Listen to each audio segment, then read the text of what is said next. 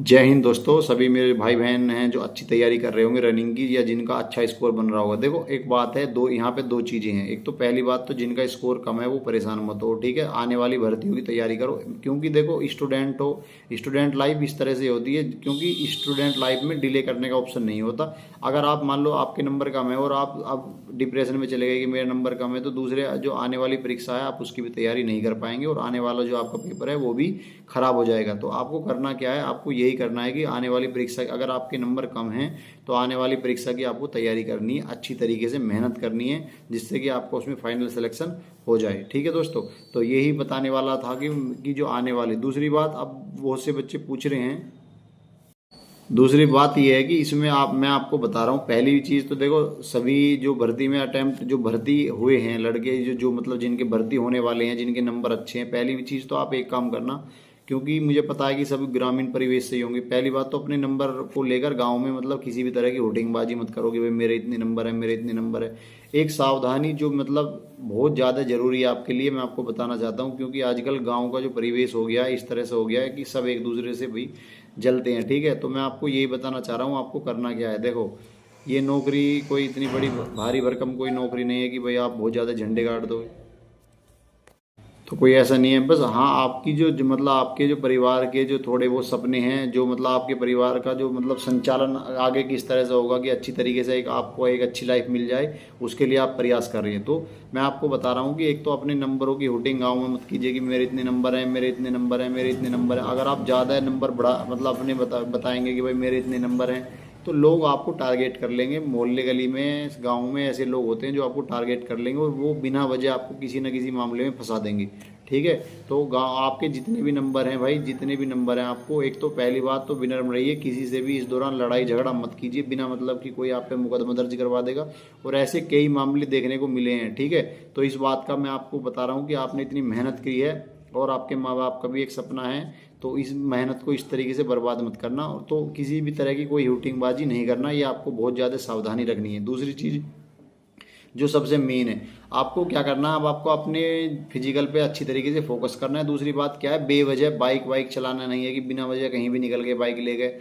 दूसरी, क्योंकि आप अगर मान लो आपके साथ कोई दुर्घटना घट गई, आपने इतनी मेहनत करी है और मान लो आपके साथ कोई दुर्घटना घट गई, तो आप अपना फिजिकल नहीं कर पाएंगे, और अगर फिजिकल नहीं कर पाएंगे तो आप भर्ती नहीं हो पाएंगे। तो विशेष रूप से ध्यान रखना, आप कहीं भी बेवजह जाने से बचो, बेवजह कहीं भी जाने से बचो। अगर कोई बहुत ही ज़रूरी काम है आपको, बहुत ही ज़रूरी भाई, आपके बिना वो नहीं हो सकता, तो आप उसके लिए चले जाएं, लेकिन बहुत सावधानी से जाएं। बाइक से मतलब मैं तो कहता हूं कि अब आप बाइक वाइक का ज़्यादा यूज ना करें, अगर कहीं जा रहे हुए हैं तो बस के माध्यम से जाएं, जिससे कि मतलब आप सुरक्षित रहें, ठीक है। तो मेन मोटिव क्या, आपको सुरक्षित रखना ही आप जो मेन मोटिव मैं बता रहा हूँ। तो गाँव में आपको यही ध्यान रखना है कि किसी से भी एक तो बेवजह लड़ाई नहीं होगी, बिल्कुल सरल रहो, ज़्यादातर अपने घर में रहो, अपने माँ बाप के पास रहो, क्योंकि अब आप भर्ती होने वाले हैं, जल्दी आप भर्ती हो जाएंगे। तो आपको आपको ध्यान ये रखना, आप जल्दी भर्ती हो जाएंगे तो फिर आपको आपके माँ बाप के साथ जो रहने का जो टाइम नहीं मिलेगा, उसके बाद आपको छुट्टी नहीं मिलेगी। तो अधिक से अधिक समय अपने माँ बाप के साथ स्पेंड कीजिए। दूसरी बात ये ध्यान रखना कि गाँव में बेवजह किसी से भी लड़ाई नहीं करनी, बिना वजह किसी के मामले में नहीं पड़ना। मतलब अगर आपको देखो अपनी स्थिति बदलनी है तो इस चीज़ को ध्यान रखना पड़ेगा, बेवजह कहीं भी जाने से बचो। क्योंकि गांव में लोग क्या होते हैं, गांव में तुम्हें अगर मान लो किसी को पता चल गया कि भाई तुम्हारे इतने नंबर हैं, तो कि भाई सिलेक्शन तुम्हारा हो जाएगा, तो लेकिन गाँव के जो लोग होते हैं वो तुम्हें फंसा देंगे किसी ना किसी मामले में, तुम्हारे खिलाफ FIR करवा देंगे, झगड़ा बना देंगे। तो जिससे कि तुम्हारा क्या है, जिससे कि तुम्हारी जॉब ना लग पाए, क्योंकि गाँव के बहुत सारे लोग इस तरह की चीज़ों में रहते हैं, मतलब इस तरह का मामला रहता है गांव में। तो मैं आपसे मेरे भाई ये फिर बता रहा हूँ, मेरी बहनों को भी बता रहा हूँ कि किसी भी तरह के बिना मतलब के विवाद में मत पड़ना। दूसरी बात, अगर कोई काम ना हो तो बेवजह अपने घर से बाहर मत जाना, अपने घर में रहो, अपने माँ बाप के साथ रहो, क्योंकि ये जो टाइम है आपको दोबारा नहीं मिलेगा, पूरी ज़िंदगी आप इसके लिए पछताओगे, ठीक है भाई। तो विशेष रूप से ये अपने भाइयों बहनों को बताना चाह रहा हूँ कि बेवजह। दूसरी बात मैं ये फिर बता रहा हूँ कि आपको बाइक वाइक अब ज़्यादा नहीं चलाना है, रनिंग पे अच्छा फोकस करो, सुबह उठो, अपना आराम से अपना काम वाम नहीं करो, जो भी घर का है उसमें रनिंग वगैरह लगा के आओ, अपना जो भी है पढ़ाई वढ़ाई करो, अपना माँ बाप के साथ रहो, ठीक है। क्योंकि ये समय दोबारा नहीं मिलेगा, और अगर किसी ने कुछ गड़बड़ करवा दी तुम्हारे साथ तो फिर तुम्हारा जीवन बर्बाद हो जाएगा, फिर तुम कुछ नहीं कर पाओगे।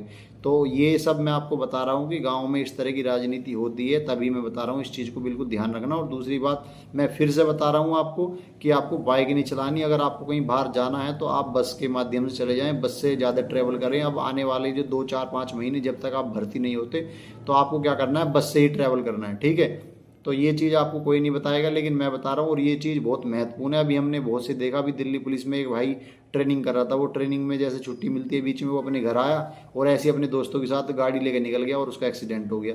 तो मतलब आपको बचना चाहिए थोड़ा बहुत, तो मतलब देखो इन चीज़ों से थोड़ा बचो। इतने मतलब आप अपना मतलब आप देखो, आप उसको वो ट्रेनिंग के दौरान ही उसके साथ ये दुर्घटना होगी तो उसके घर वालों को भी नौकरी नहीं मिल पाएगी, क्योंकि ट्रेनिंग का यही नियम होता है।